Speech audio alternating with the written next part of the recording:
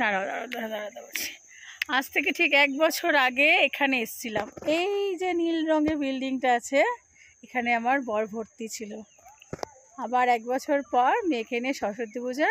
এই যে গাছগুলোতে এবছর ফুল ফোটেনি, দেখো অল্প অল্প ফুটেছে।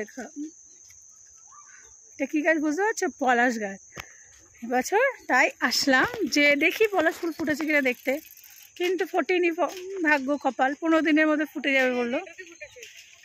এটা তো অল্প কটা ফুটেছে, ওই তো দেখালাম, অল্প অরেঞ্জ কালার। এই যে আমার ড্রাইভার, বর তো থাকে না, ওকেই ড্রাইভার বানাই। আর ওই যে জঙ্গলটা, আমি কয়েকদিন পরে ভিডিও যখন তুই আসবো আবার দেখাবো। ওই যে জঙ্গলটা, আরে না ওটা জঙ্গলটা, জঙ্গল তো ওটা। ওর মধ্যে 3-4 রকমের হলুদ কালারের পলাশ আছে, 3-4টে কালারের। ওইটা এখনো সবে করিয়ে এসছে, এখনো ফোটেনি। ফুটলে পরে যা ভালো লাগবে না, তখন তোমাদের দেখাবো, ঠিক আছে ভিডিও করে। বাই। সবাই সরস্বতী পূজা কেমন কাটিয়েছে বলো।